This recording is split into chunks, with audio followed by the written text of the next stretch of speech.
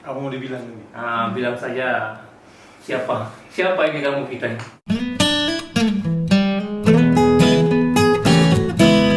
Assalamualaikum warahmatullahi wabarakatuh. Berjumpa lagi dengan saya di acara Ngopi Bareng Ate bersama saya Awaludin Tahir.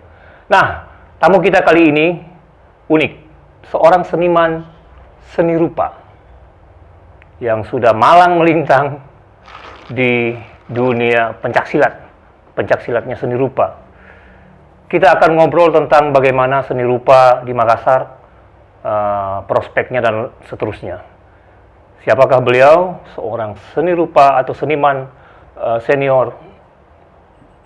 Mari kita berkenalan dengan beliau. Beliau adalah Budi Haryawan. Silakan menyapa viewer kita. Apa mau dibilang ini?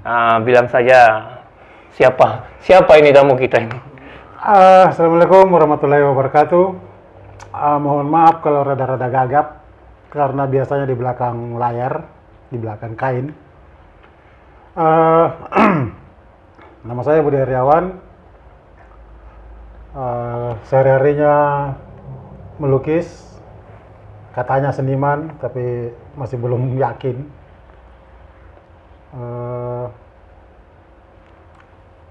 Saya kira cukup. Oh, begitu ya, pelit amat. Oke. Untuk sementara itu dulu. Namun sebelum kita mulai, seperti pepatah mengatakan, nggak ngopi nggak mulai. Silakan. Wah, udah diseruput duluan. Itu sebabnya.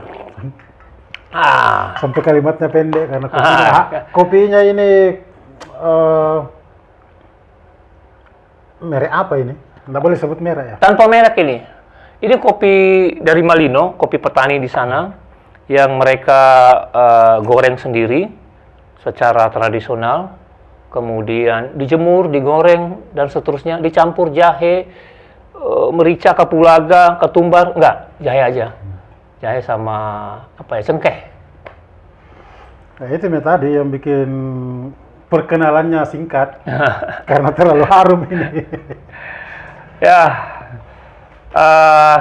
seperti biasa kita mulai dari pertanyaan pertama, yang pertanyaan yang santai aja ya.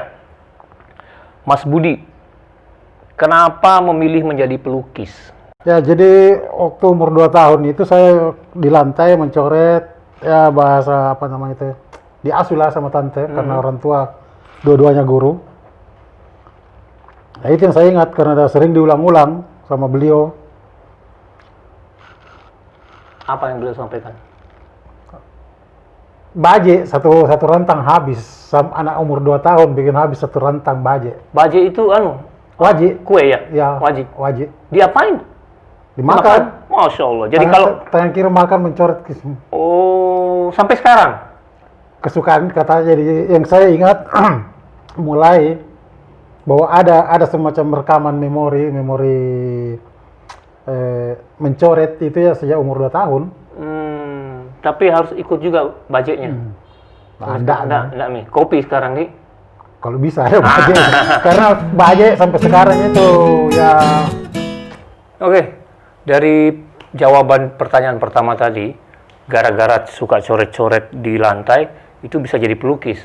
Jadi kalau anak Anda suka coret di lantai, di tembok, biarkan aja ya.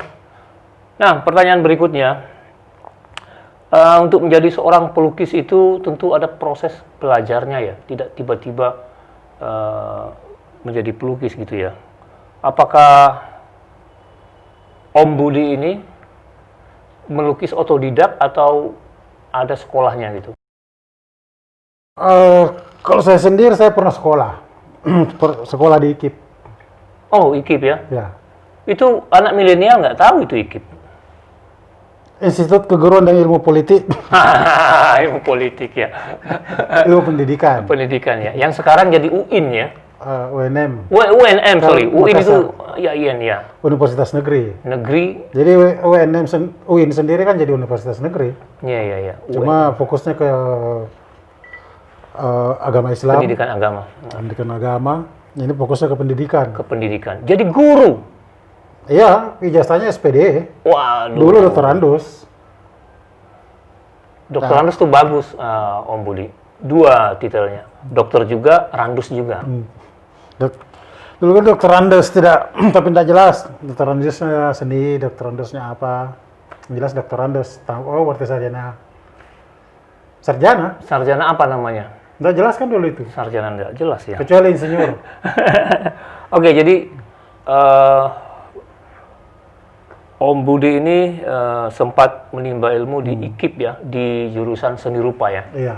Cuma itu kan ya namanya ya jurusan pendidikan seni. Pendidikan seni. Sekolahnya pendidikan seni ya tentu wilayah-wilayah yang batas-batas yang kita pelajari kan terbatas juga. Sorry. Mau kita iklankan produk obat batuk atau gimana? Kopi aja ya? Kan produk kopi yang tidak pakai ampas. Ya, oke. Oh, begitu. Kita ngopi dulu sebentar. Jadi ada basic pendidikan formal, walaupun tentu terbatas karena namanya IKIP, ya sekolah keguruan. Jadi tapi setidaknya dasar-dasar melukis sudah dapat, sudah ada anatomi dan mata kuliah lain. Teknis yang banyak selanjutnya saya belajar ketemu sama almarhum Rusdi, dan saya banyak belajar sama dia. Mungkin apa yang saya tahu sekarang ini ya setidaknya adalah kalau bisa dibilang mungkin 75%. 75% dari Rusdi, terus 20% belajar sendiri, 5% IKIP. Wah, jadi pendidikan akademis yang formal malah hanya 5% ya? Iya, karena kan dasar. Tujuannya memang IKIP kan untuk mendidik Menanamkan dasar. mahasiswa untuk jadi guru. Oke. Jadi ilmu yang diajarkan di IKIP ya tentu secukupnya untuk bisa menjadi Mengajarkan. guru, mengajar. Oke. Bukan untuk menjadi seniman. Oh, nah cita-citanya Om Budi sendiri mau jadi seniman apa mau jadi guru? Saya mau jadi pelukis. Seniman dong berarti? Cuma kan namanya pada zaman dahulu kala ketika hewan masih bisa berbicara seperti manusia, kita kan tidak tahu itu apa itu IKIP, apa itu isi. Isi seperti negeri di awan, kayak negeri dongeng terlalu jauh. Terlalu jauh. IKIP, saya sendiri kan sebenarnya rencananya masuk seni musik. Loh, Ya. musik bisa, seni rupa juga bisa. Rencananya masuk musik. Tapi malah Karena seni rupa. Jurusan seni musik waktu itu masih diploma. Nah, tidak mungkin kan saya taruh jadi pilihan pertama. Iya. Jadi pilihan pertamanya S1 seni rupa, ya kenanya seni rupa. Dan disitulah makomnya di seni rupa. Alhamdulillah. Oke, baik. Kini kita akan bertanya soal bagaimana sih perkembangan seni rupa diapresiasi di Makassar. Ya, Om Budi, sebagai seniman sebagai pelukis tadi, bagaimana seni rupa itu diapresiasi di kota kita ini, di Makassar, maupun di Indonesia bagian timur? Tingkat apresiasi memang kita barangkali, ya tidak ada yang bisa disalahkan. Karena tentu perbedaan geografis, perbedaan penduduknya, dan lain-lain itu semuanya saling mempengaruhi. Tapi walaupun kalau dibandingkan dengan Jawa, mungkin teman-teman di Jawa menganggap itu kelewatan, tidak memuaskan atau apalah istilahnya. Tapi setidaknya di sini ya seperti saya bisalah, walaupun masih kategorinya tertati-tati, belum bisa naik haji tiap hari. Wah. Ya. Berarti istrinya harus jadi haji dulu kalau mau tiap hari naik haji. Ya. Itu istilahnya. Nah seperti itu. Beda kan kalau dibandingkan dengan beberapa ya maestro lah, atau yang lagi naik daun sekarang dengan nilai karya yang apa segala macam itu, yang kalau kita di Makassar itu masih kategori negeri di atas awan, itu masih negeri dongeng. Oke. untuk harga seperti itu. Tapi ya yang perlu kalau saya yang perlu diperhatikan adalah semangat.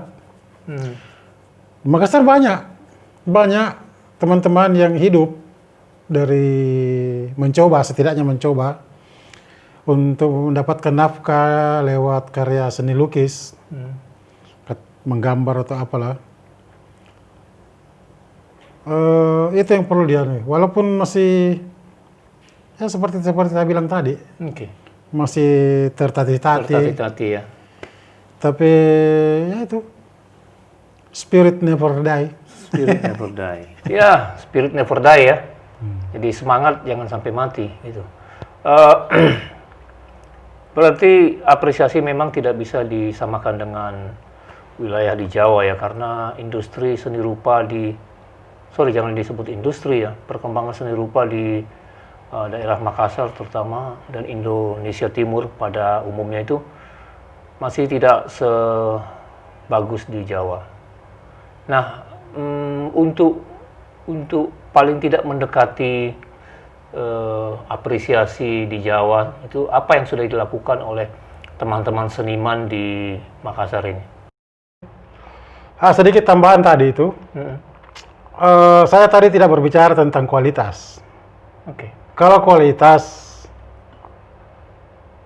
saya berani bilang bahwa mungkin bahkan ada beberapa karya perupa dari Sulawesi atau Indonesia Timur, utamanya Makassar, yang kalau dibandingkan teman-teman di Jawa mungkin ada beberapa yang lebih baik.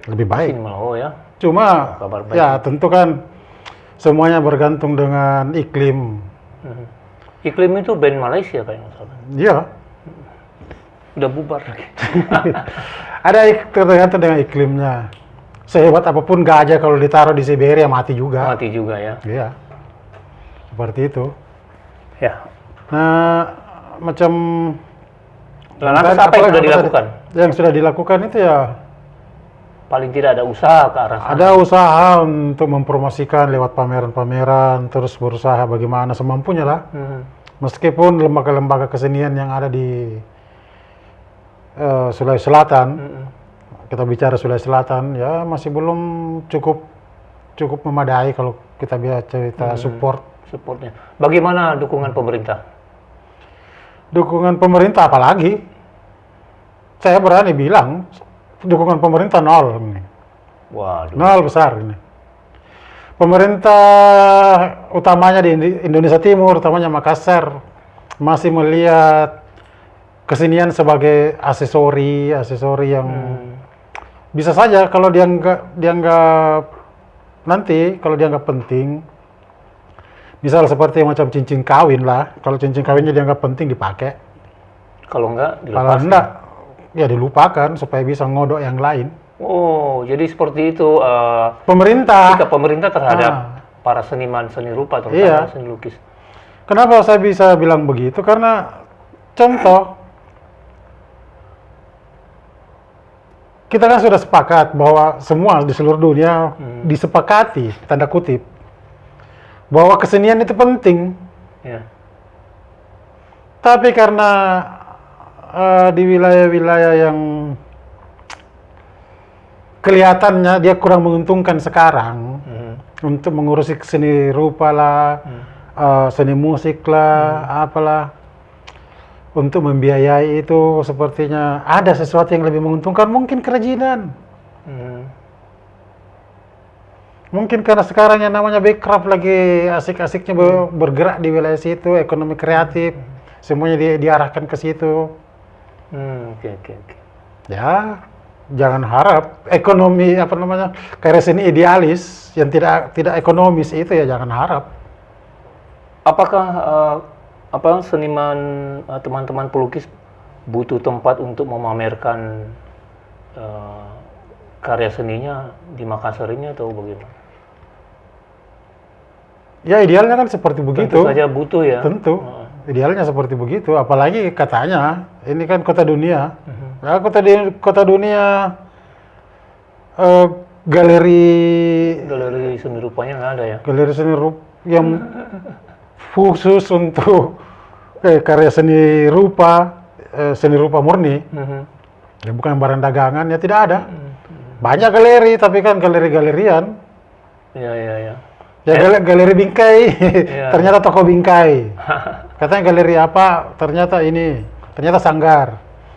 Akhirnya, Terus lagi apa namanya? Museum kan harus ada. ya betul. Jadi untuk mengetahui perkembangan seni rupa di Kota Makassar ini belum didukung oleh adanya museum, galeri dan lain sebagainya ya. Bahkan gedung kesenian, Aha. gedung keseniannya kan tidak layak, tidak representatif gedung kesenian yang kita punya. Oke. Ya mudah-mudahan pemerintah sekarang karena gubernur, kita bicara gubernur saja supaya ruang lingkupnya luas. Luas. Gubernurnya kan persentuhannya beliau, track recordnya di wilayah-wilayah yang kreatif, yang menyentuh kesenian itu cukup bagus lah. Cukup bagus. Jadi ada harapannya untuk Semoga. ya. Baru semoga atau sudah ada realisasi? Ya semoga kita tidak ketemu sama angin surga lagi. Ya. Oh jadi pernah diungkapkan akan ada dukungan untuk seni rupa gitu, tapi baru berupa statement atau gimana? Sudah ada realisasi atau gimana ke arah itu? Perusahaan berapa tahun lalu kan tanda kutip ada wartawan yang bertanya itu. Ya. Langsung ketemu. Ya cerita itu. Ya adalah semacam janji-janji, tapi tentu kan namanya pemerintah kita Prioritas, ya. tidak mungkin mengharap, apalagi contoh. Kalau ini misal bukan contoh. Misal saya gubernur atau wali kota, kalau yang namanya kesenian itu tidak sampai ke masyarakat, tidak punya nilai, tidak dinikmati oleh masyarakat atau tidak dianggap oleh masyarakat sebagai sesuatu yang penting karena senimannya yang tidak punya kapasitas atau apalah sampai efeknya ke situ, artinya tidak punya nilai. Kalaupun ada kegiatan kesenian yang nonton seniman dan kawan-kawan saja misal, ya kalau saya wali kota atau gubernur lah, bagus saya bikin jalan. Saya lebih setuju, nggak usah kasih dana kesenian itu. Ini jadi persoalannya apa Kita ya Makassar karena bukan wilayah yang seperti di Jawa yang sudah tertata, sudah ada iklim. Kita kan cuaca saja belum. Sekarang mendung, tapi ya namanya Makassar mendung, besar kemungkinan tidak akan hujan. Tak selamanya hujan gitu ya? Bukan berarti hujan. Oh enggak berarti hujan, ada lagunya itu. Iya, kalau di tempat lain mendung bukan berarti hujan. Kalau di Makassar mendung, besar kemungkinan tidak akan hujan. Wow. Ya sekarang ini mendung dan tidak akan hujan itu. Oke. Jadi kesimpulannya kita pindah ke Jawa aja? Enggak lah. Enggak, Ji. Kalau kita pindah ke Jawa, orang dari Jawa yang pindah ke sini. Iya. Kenapa? Karena di sini juga punya potensi yang besar. Berarti tetap ada potensi di sini ya? Besar sekali ya? Luar biasa. Baik di sisi potensi di sini ternyata masih besar sekali, masih optimis. Baik di sisi senimannya, di antara seniman, masyarakat dan pemerintahnya semuanya masih. Dan pemerintahnya kita masih berharap untuk mendukung kesenian, terutama seni lukis di Makassar ini. Ya, teman-teman viewer, seorang seniman seni rupa di Kota Makassar ini termasuk makhluk langka ya, tidak seperti di Jogja dan di Jawa dan lain sebagainya. Jadi bertemu dengan beliau ini termasuk seperti ketemuan dengan makhluk langka. Sudah beratus-ratus karya seni yang dihasilkan, tapi suka dukanya menghasilkan karya seni itu kita tanyakan nantinya. Oke, Om Budi Haryawan. Sudah berapa banyak, ini pertanyaan borongan lah, Udah berapa banyak karya seni yang dihasilkan dan sudah berapa kali dipamerkan? Kemudian alirannya itu apa? Kalau soal jumlah karya, saya tidak tahu berapa. Ini udah nggak kehitung ya? Nggak pernah Nggak berniat pernah menghitung. menghitung. Oke. Karena prinsipnya saya melukis itu terbagi dua. Pesanan pribadi dan pesanan orang lain. Oh, oke. Jadi pesanan pribadi, pesanan diri sendiri. Maksudnya saya yang memesan kepada diri saya sendiri untuk bikin karya. Ya, yang mungkin orang lain bilang karya idealis. Tapi nggak usah dipakai itu. Nanti jadi ideologi lagi. Kemudian karya pesanan. Nah, kadang pesanan orang lain. Oke. Nah, yang ini yang banyak karena saya nafkahnya dari situ, penghasilannya dari situ. Jadi pelukis profesional ya? Ya, apalah namanya saya terserah, saya tidak mau dibatasi itu Iya kan, macam-macam. karena nafkahnya dari situ. Ya. Oke. Alirannya apa? Kalau soal aliran ya sama juga. Biasanya saya senangnya itu yang apalagi kalau pesanannya orang, banyaknya itu coraknya realis. Realis ya? Realis natural. Realis natural. Nah, sementara aliran, kan kita harus memisahkan antara corak dengan aliran. Oke. Aliran realis belum tentu coraknya, gayanya, tampilannya realis. Oke, oh ya, begitu ya. Ya, jadi misal seperti Avandi, Avandi setidaknya menurut saya, dia itu alirannya realisme. Iya, dia menyebut dirinya sendiri aliran realis ya, padahal Realisme. Dan dengan corak ekspresionis. ekspresionis. Corak natural, gaya realis, dengan tampilan yang seolah-olah negeri di awan, negeri entah di mana, entah berantah, yang belum sampai ke level surrealis, tapi sudah macam mengarah ke situ surrealistik. Ya bukan realis kan itu alirannya. Tapi coraknya realis, tentu penggarapannya digarap secara realis. Ya mungkin Jadi seperti itu. mungkin Jadi, teman-teman viewer bingung juga naturalis itu apa, realis itu apa, impresif itu apa. Iya. Bisa dijelaskan dengan bahasa manusia? ya secara garis besar ada bahasa tulisan di Google tentu banyak. Tapi ringkasnya ya kalau realis, aliran atau corak? Aliran.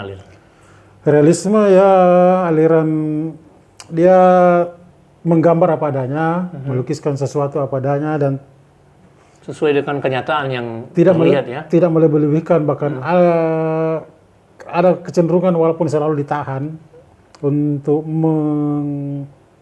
mendramatisir kekurangan. Jadi orang-orang miskin ditambah kasih sedikit dramatis, tapi kalau realis yang murni enggak. Mereka tidak mau ditahan itu karena wilayahnya bisa jadi romantis. Romantis. Jadi mereka apa adanya. Kalau gambar lalat di tempat sampah yang mungkin rada-rada jijik, ya dia gambar apa adanya. Menggambar pemandangan, ada rumah, terus di depan rumah itu ada tiang listrik menghalang dengan kabel-kabelnya, dia gambar. Oke. Oh ya, itu yang dimaksud ya. Naturalis itu ya berarti ya. Realis. Realis itu ya. Kalau naturalis? Kalau naturalis, rumah dengan tiang listrik dan segala macam kabel-kabelnya itu dihilangkan. Oh, oke. Jadi kecenderungan mempercantik. Mempercantik. Ya, seperti Basuki Abdullah misal. Basuki Abdullah ya. Dia lukis Ateng, masih ingat Ateng? Ya, Ateng. Ateng kan mukanya kan, Lucu gitu. ya nggak berwibawa tuh.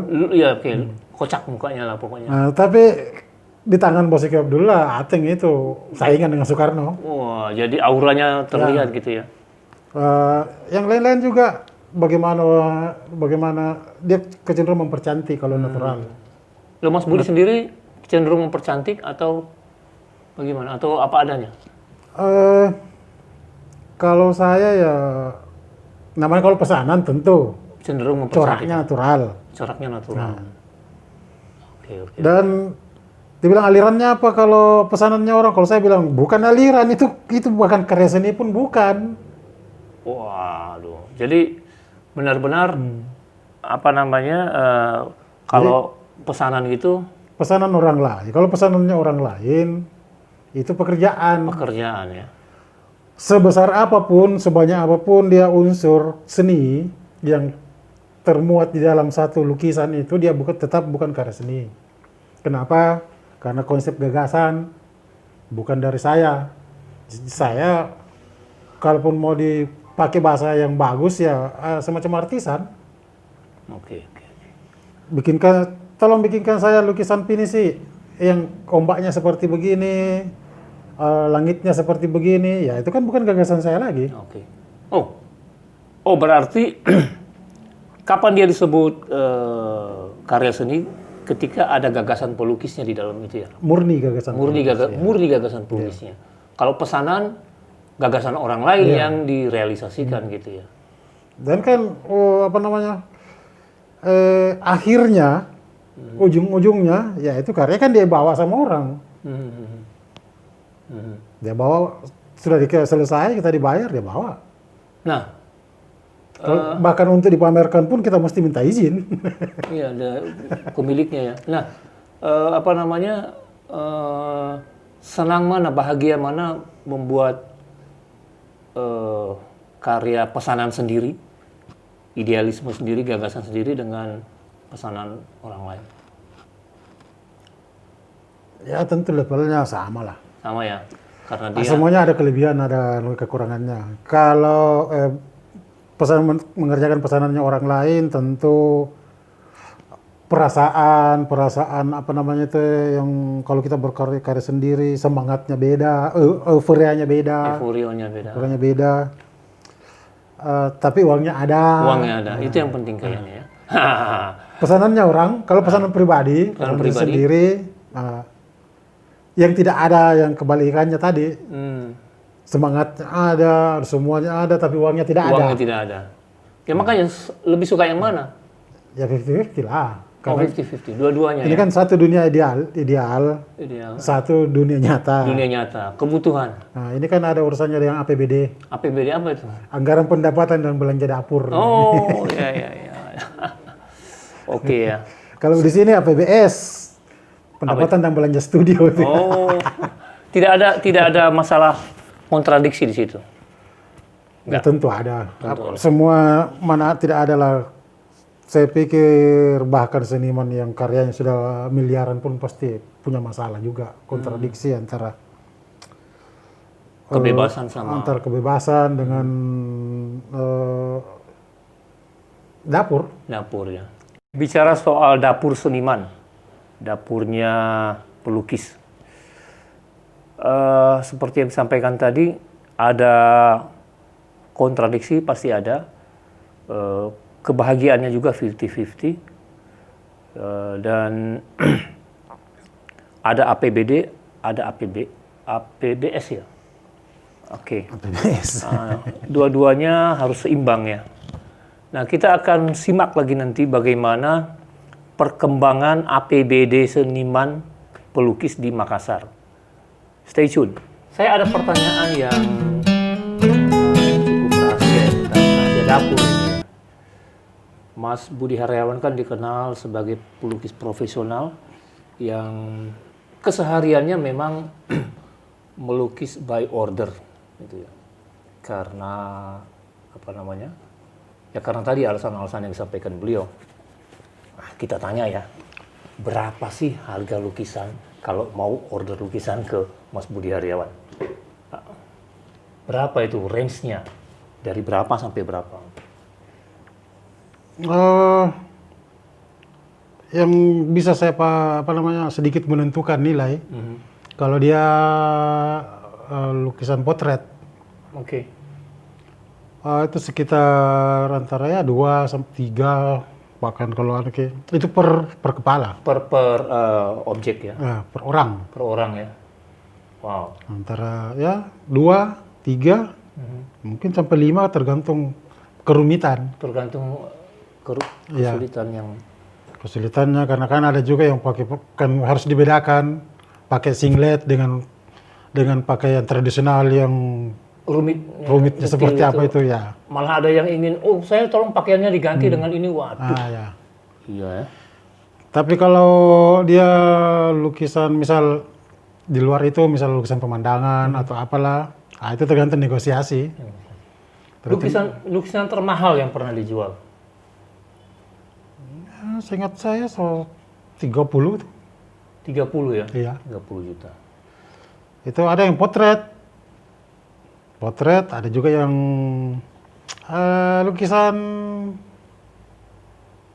ya tema tradisional yang umum, macam pajonga, pinisi. Nah, kalau potret relatif murah. Gitu ya? Kalau dibanding dengan Relatif mudah juga? ya Relatif tentu mudah ada ya? kesulitannya masing-masing. Ada kesulitan masing-masing. Ada juga orang yang kita sentuh sedikit langsung ketahuan mukanya, ini orangnya. Ada juga yang Mukanya susah digambar gitu. Ada gitu ya? seminggu kita garap ya belum kena dia. Ya contoh misal, kalau saya disuruh melukis Angelina Jolie misal, itu muka susah itu. Oh ya? Apa yang susah Angelina Jolie? Supaya orang lihat dia itu Angelina Jolie. Oh, Bukan sekedar bibirnya yang tebal. yang seksi. Mirip saudaranya yang rata-rata, tidak Indonesia, tidak dunia. Orang melukis Angelina Jolie itu, dia melukis saudaranya Angelina Jolie. Oh, bukan Angelina Jolie-nya. Nah, orang Makassar yang saya tahu yang pernah lukis Angelina Jolie yang mirip dengan Angelina Jolie. Benar-benar Angelina Jolie-nya? Ha? Belum, mirip. Oh, mirip ya, baru mirip. Miripnya 90% nih. Oke. Ya, Mas Edi. Oh, Mas Edi, airbrush. Cuma Spesialis. dia. Iya. Yang lainnya, enggak ada. Termasuk saya. Kenapa susah mau melukis Angelina Jolie? Itu misteri itu kan, tapi sekarang sudah cerai itu. Brad Pitt sama juga gilanya. Salah sedikit jadi Batistuta, salah sedikit jadi siapa. Kenapa susah? Kenapa susah Angelina Jolie? Ada karakter tertentu Ada karakter yang ya saya juga masih belum jelas juga. masih misteri ya? Iya. Nanti saya telepon Angelina Jolie deh tanya, jangan bikin susah pelukis Makassar lah. Bukan cuma Makassar dunia. Oh dunia, sorry, jangan bikin susah pelukis dunia lah. Cari makin tinggal silakan cari. Ini satu satu fakta ya bahwa Angelina Jolie itu susah dilukis ya saudara-saudara. Jadi Anda yang berwajah mirip Angelina Jolie ya maaf saja. Oke, tadi rahasia dapurnya udah dibongkar, kemudian siapa seniman yang mempengaruhinya dan sudah sangat disampaikan dengan lugas oleh beliau sendiri. Oke, statement terakhir gitu. Sebagai seorang seniman atau pelukis, apa harapannya Mas Budi Haryawan baik kepada seni rupa di Makassar maupun terhadap perkembangan seni rupa secara pribadi sendiri? Ya kalau saya bilang bagaimana supaya maju, supaya apa, supaya berkembang seperti apa itu klise. Oke. Semua yang ditanya ya tentu begitu jawabannya. Jawabannya klise sama semua. Kita tanya pemerintah begitu juga, tanya orang per orang begitu juga. Jadi saya lebih memilih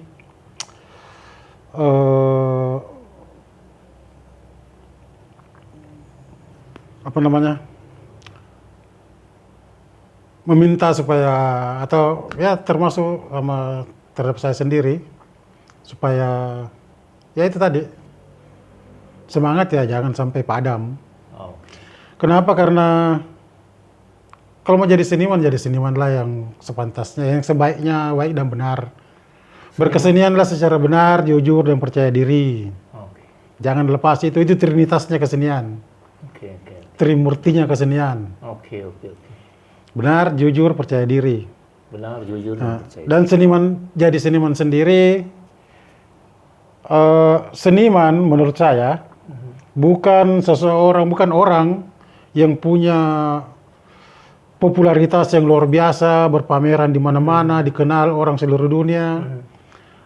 Bukan juga seseorang yang kaya raya karena karya-karyanya laku dengan harga mahal. Bukan seniman itu. Oke.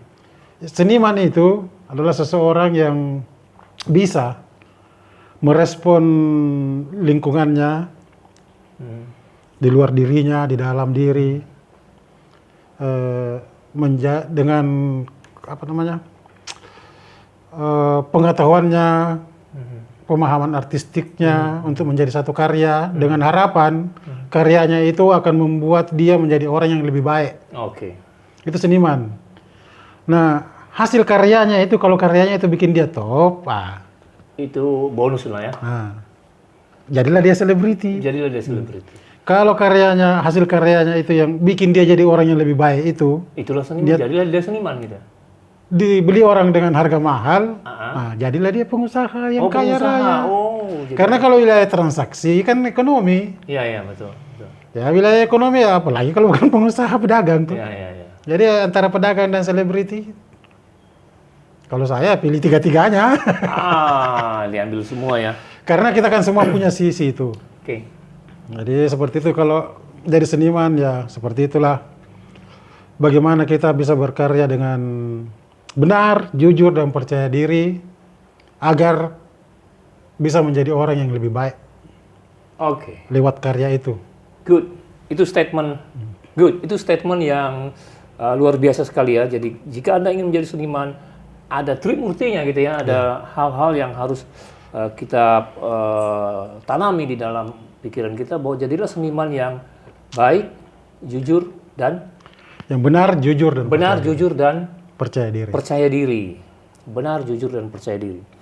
Hasil karya Anda jika diapresiasi bukan tujuan untuk menjadi pengusaha maupun selebriti, tetapi apabila itu menjadi suatu hal yang membuat Anda menjadi lebih baik, maka filosofi seniman itu pun sudah menjadi bagian dari diri Anda. Oke. Terima kasih Mas Budi. Thank you. Demikian tadi teman-teman obrolan santai kita dengan Budi Haryawan, seorang pelukis di Makassar yang sudah malang melintang ya, yang sudah dikenal di mana-mana dengan beberapa pandangannya tentang kesenian. Terima kasih, semoga acara ini bermanfaat. Billahi taufik wal hidayah. Wassalamualaikum warahmatullahi wabarakatuh.